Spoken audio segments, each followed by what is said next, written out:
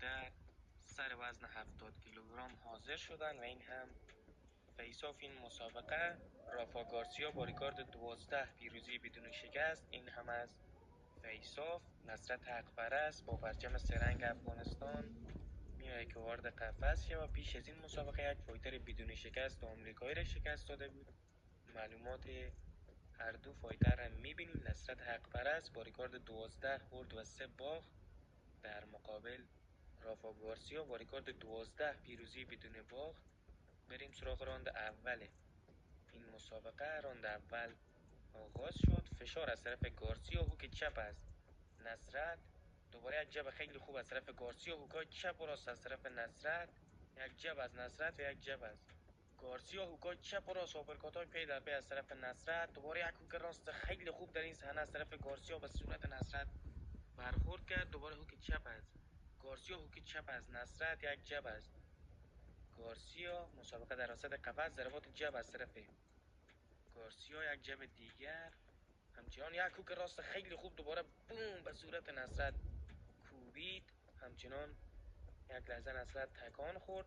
یک اورنج خیلی خوب و یک بادی شات از طرف نصرت. دوباره یک جب از طرف نصرت و یک جب از گارسیا. بادی پانچ خیلی خوب و هوک چپ از نصرت. فرانت کیک خیلی خوب به شکم گارسیا کوبید. دوباره یک فرانت کیک دیگر. همچنان یک جب از نصرت، هوک چپ و اقدام به تیک داون از طرف گارسیا. دفاع خیلی خوب از نصرت. بله، یک زانوی خیلی بد در این صحنه از طرف گارسیا. رفت برای کلنج. دوباره نصرت از او حالت نجات پیدا کرد. همچنان یک فرانت کیک از نصرت، هوک چپ از گارسیا و پایان راند اول. راند اول خیلی نزدیک بود. بریم برای راند دوم ببینیم که راند دوم به نفع کی تمام خواهد شد. این هم آغاز راند دوم. فشار از طرف گارسیا، همچنان یک هوک چپ و راست. دوباره یک جب و هوک چپ و راست از طرف نصرت. یک هوک چپ دیگر. یک فرانت کیک از گارسیا، هوک چپ و راست از نصرت. فشار از طرف گارسیا، هوک چپ دوباره از طرف نصرت، هوک چپ و راست دیگر. یک بادی پانچ خیلی خوب از طرف گارسیا. دوباره یک اورنج از طرف نصرت.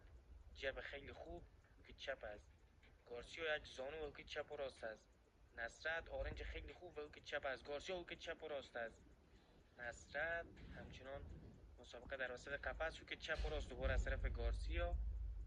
فشار میاره به سمت نصرت. یک بادی پانچ و اقدام به تیک داون از طرف گارسیا و همچنان دفاع خیلی خوب. یک زانو از طرف گارسیا خیلی بد به شکم نصرت برخورد کرد. فرانت کیک از طرف نصرت.